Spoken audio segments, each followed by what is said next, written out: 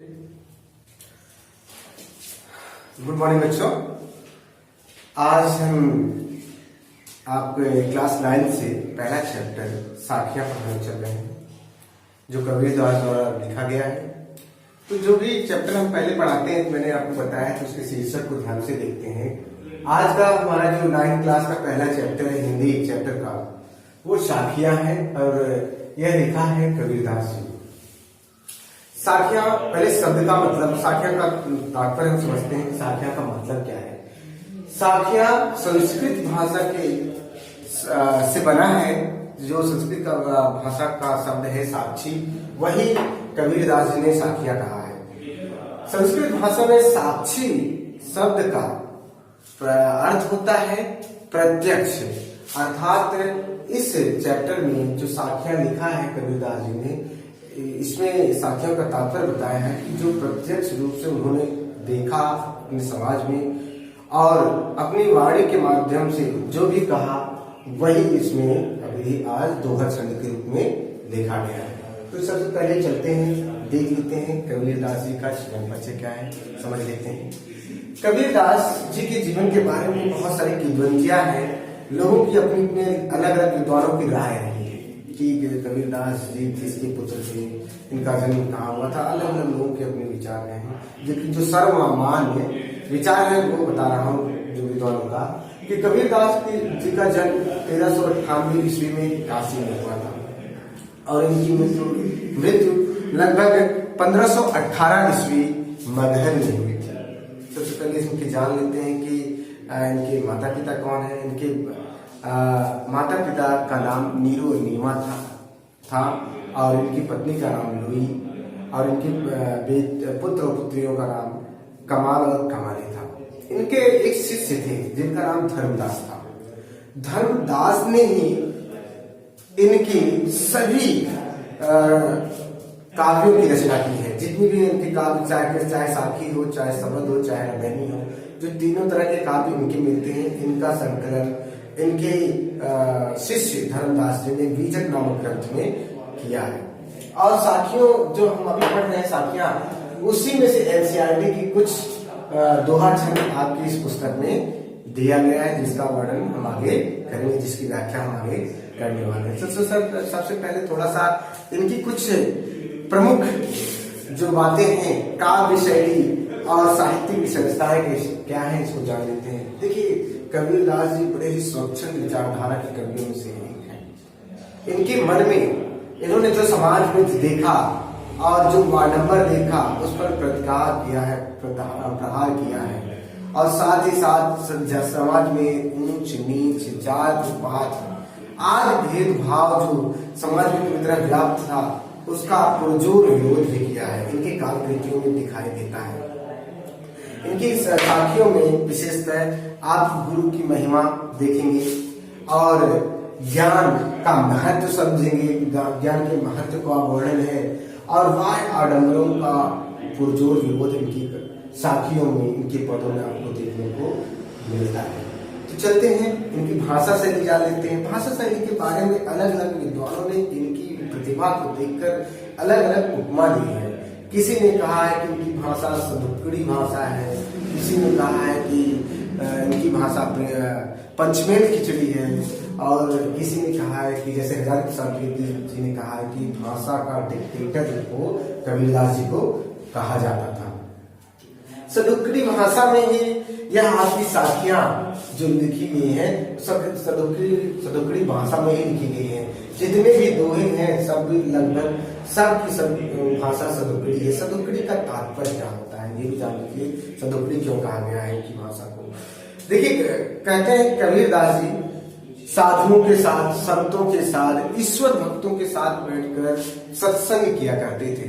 और सत्संग में जो साधु, ईश्वर भक्त और जो संत थे, उनकी भाषा का प्रभाव कबीरदास जी पर बहुत अधिक पड़ा है। इसीलिए इनकी भाषा में साधुपन दिखाई देता है और जैसे उपदेश दिखाई देता है और विचार दिखाई देता है। इसीलिए इनकी भाषा को सदुक्कड़ी भाषा भी कहा जाता है। तो ये इनका एक छोटा सा जीवन परिचय, काव्यगत विशेषताएं, काव्य भाषा शैली, ये सारी चीजें थी। अब हम इन साखियों का थोड़ा सा वर्णन कर लेते हैं। और इसकी व्याख्या कर लेते हैं, देखते हैं क्या आता है। मान सरोवर सुभर जल हंसा के कराही, मुक्ता फल मुक्ता चुगे अब उड़ी अनंत न जाही। प्रेमी ढूंढत मैं फिराऊं प्रेमी मिले न कोई, प्रेमी को प्रेमी मिले सब विष अमृत होई। हस्त चढ़ी ज्ञान को सहज दुली चाडारी, स्वान रूप संसार है भूखन दे झक मारी। पखा पखी के कारण सब जग रहा भुलान, निर्भक होए के हर भजे सोई संत सुजान। हिंदू मुआ राम कही मुसलमान खुदाई, कहे कबीर सो जीविता जो दो के नीत जाए। तो ये दोहा छंद में लिखा गया है, साखी कबीरदास जी ने लिखा है। अब इसकी व्याख्या एक दोहे की कर लेते हैं, देखते हैं। पहला क्या है, मान सरोवर सुभर जल हंसा केल कराए। पहले सामान्य अर्थ इसका देख लेते हैं कि कवि कहते हैं, कबीरदास जी कहते हैं कि मान सरोवर सुभर जल अर्थात मान सरोवर अमृत जल से लबालब भरा हुआ है। हंसा केल कराए, और हंस पक्षी जो है उस जल में भरे हुए जल में क्रीड़ा कर रहा है। मुक्ता फल मुक्ता चुगे, और यही हंस मुक्ता मतलब मोती रूपी फल उस मानसरोवर में चुग रहा है, अब उड़ी अनंत न जाए। और इतनी मतलब इस मानसरोवर जल को, इस अमृत रूपी जल को वह हंस पक्षी उड़कर और कहीं जाना नहीं चाहता। अब इसका देखिए भाव क्या है, कवि कहना क्या चाहता है। इसमें मानसरोवर जो ये शब्द दिया गया अमृत रूपी जल, ये परमात्मा का प्रतीक माना गया है, परमात्मा का प्रतीक इसको माना गया है। और हंसा जो हंस है वो आत्मा का प्रतीक माना गया है। अब इसमें कहता है कवि सूरदास जी कहते हैं कि परमात्मा रूपी जो अमृत का जलकुंड है उसमें हंसा मतलब आत्मा रूपी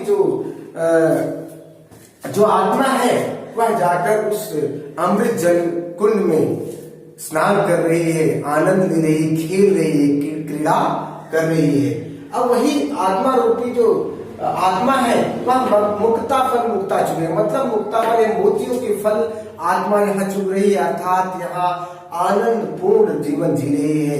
आनंद से यहाँ पर आत्मा इस परमात्मा रूपी अमृत जलकुंड में आनंद ले रही है। अब पूरी अनंत न जाए। और साथ ही साथ इसमें कवि कहता है कि ऐसी जगह आत्मा पर आ गई है, अर्थात परमात्मा के पास पहुंच गई है और जीवन का आनंद ले रही है, क्रीड़ा कर रही है उस परमात्मा रूपी अमृत जलकुंड में, वह और कहीं अब उड़कर जाना नहीं चाहती। इसका तात्पर्य ये निकल रहा है कि जब आत्मा परमात्मा के पास पहुंचती है और वह उसमें लीन जब आत्मा हो जाती है परमात्मा में, तो वह उसकी स्वयं की इच्छा और कहीं जाने की नहीं होती। इस पंक्ति में यही बात कही गई है। आगे नीचे लिखते हैं, प्रेमी ढूंढत मैं फिरो प्रेमी मिले न कोई, प्रेमी को प्रेमी मिले सब विष अमृत होए। कबीरदास जी कहते हैं कि मैं ईश्वर भक्त, मैं प्रेमी, प्रेम मतलब ईश्वर भक्त, मैं ईश्वर भक्त एक दूसरे ईश्वर भक्त को खोज रहा हूं। कवि कहता है, कबीरदास जी कहता है कि मैं ईश्वर भक्त एक दूसरे ईश्वर भक्त को खोज रहा हूं, लेकिन इस संसार में कोई दूसरा ईश्वर भक्त मुझे मिल नहीं रहा है। फिर कहते हैं प्रेमी को प्रेमी मिले, जब ईश्वर भक्त को ईश्वर भक्त मिल जाता है तब क्या होता है, सब विष अमृत हुए। जो मन के अंदर विष है जो वह अमृत में परिवर्तित हो जाता है। विष मतलब अज्ञान, ईर्ष्या, द्वेष, लोगों के प्रति ऊंच नीच का भेदभाव, वायडंबर, सब किसमें परिवर्तित हो जाता है, अमृत में परिवर्तित हो जाता है। इस पूरी पंक्ति में देखा जाए तो ईश्वर भक्त को प्रेमी की उपमा दी गई है, दूसरे ईश्वर भक्त को भी प्रेमी की उपमा दी गई है।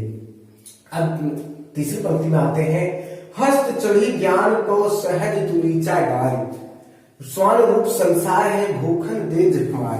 कबीरदास जी कहते हैं कि हे मनुष्य, आपको पता है कि जैसे कि इस इस थल पर सबसे बड़ा जीव हाथी होता है और उस हाथी का वर्णन किया गया है। इसमें हाथी को प्रतीक के रूप में दर्शाया गया है। जैसे देख लेते हैं क्या कहते हैं, सामान्य अर्थ में पहले समझ लेते हैं इसका सामान्य अर्थ क्या है कि हाथी पर सहज गुलीचा डालकर महावत बैठ जाता है। हाथी के ऊपर सहज गुलीचा मतलब आराम का बिस्तर डालकर बैठ जाता है महावत, और जब महावत चलने लगता है, हाथी के आगे चलने लगता है तो श्वान जो कुत्ते होते हैं उसके पीछे झक मार कर भागते रहते हैं, लेकिन हाथी तथा महावत पर किसी प्रकार का प्रभाव नहीं पड़ता। ये सामान्य अर्थ समझने के लिए था, लेकिन अब आते हैं इसका भाव क्या कहता है। कबीरदास कहते हैं कि जो ज्ञान होता है हाथी के समान बहुत विशाल और बड़ा होता है, और जब कोई व्यक्ति ज्ञान जिस व्यक्ति को लेना रहता है तो वह ज्ञान के इस हाथी पर, ज्ञान के इस विशाल हाथी पर सहज गुलीचा डालकर ज्ञान ग्रहण करता है। लेकिन जब वह ज्ञान ग्रहण करने लगता है तो ये जो संसार के लोग हैं ना, लोग उससे ईर्ष्या करने लगते हैं। वह श्वान की तरह अर्थात कुत्ते की तरह उस पर अपशब्द कहते हैं, उसकी बुराई करते हैं, उससे ईर्ष्या करने लगते हैं। लेकिन एक ज्ञानी पुरुष जो ज्ञान लेने वाला होता है वह इन सब चीजों पर ध्यान नहीं देता। वह क्या कर रहे हैं, संसार के लोग कितनी बुराई कर रहे हैं, सब बातों पर ध्यान नहीं देता, वह ज्ञान ही ग्रहण करता है। उनको झक मारने देता है, भौंकने देता है, इस पर ध्यान नहीं देता है। कुत्ते के समान संसार को बताया गया है इस पंक्ति में। आगे चलते हैं तीसरी नेक्स्ट पंक्ति में। पखा पखी के कारणे सब जग रहा भुला। कबीरदास जी कहते हैं कि ये जगत के लोग, जो संसार के लोग हैं ना, पक्ष विपक्ष के कारण मतलब पक्ष विपक्ष में फंस कर रह गए हैं और सब जग रहा भुला, और लेकिन ईश्वर भक्ति को भूल गए हैं। इस संसार के लोग पक्ष विपक्ष के बीच में फंस कर रह गए हैं और ईश्वर भक्ति करना है ये सब कुछ वो भूल गए हैं। निरपक्ष होय के हरि भजे सोई संत सुजान। कबीरदास जी कहते हैं कि इस पक्ष विपक्ष से हटकर निष्पक्ष भाव से जो प्रभु का ध्यान करता है या प्रभु को याद करता है या उनका भजन करता है, सोई संत सुजान, वही सच्चा संत माना गया है। लेकिन ये संसार के लोग जितने भी है ना, वो पक्ष और विपक्ष मतलब अच्छा बुरा ये मतलब अपनी ही बातों को लेकर आपस में लड़ते रहते हैं और सब कुछ भूल जाते हैं। ईश्वर भक्ति भी करनी है, सब कुछ उसको भूल जाते हैं। लेकिन कहते हैं कबीरदास जी कि निष्पक्ष भाव से जो ईश्वर की भक्ति करता है, तो ईश्वर के को पूछता है, वही सच्चा संत माना गया है। सुजान मतलब सच्चा संत यहाँ पे बताया गया है, भक्त बताया गया है। अब कहते हैं अंतिम पंक्ति में बहुत इंपॉर्टेंट है, हिंदू मुआ राम कही मुसलमान खुदाए। कबीरदास जी कहते हैं कि संसार के लोग दो संप्रदायों में बटे हुए हैं। एक हिंदू जो संप्रदाय है वह राम का नाम लेते लेते मर रहा है, और मुसलमान संप्रदाय जो है वह खुदा का नाम लेते लेते मर रहा है। एक दूसरे से आपस में लड़ रहे हैं, झगड़ रहे हैं। कहे कबीर सो जीता। कबीरदास जी कहते हैं कि संसार में जीत वही रहता है जो दूर के निकट न जाए, जो इन दोनों अलग अलग संप्रदायों के अलग अलग धर्मों के निकट जो जाता नहीं, बल्कि एक मध्यम मार्ग अपनाता है। वह मध्यम मार्ग परमात्मा के पास, जो न तो राम कहने से न तो खुदा कहने से मिलता है, बल्कि पता है आपको कि इसी एक परमात्मा के दो अलग अलग नाम राम और खुदा है। इन दोनों के बीच का मार्ग परमात्मा को पूजने की बात की गई है।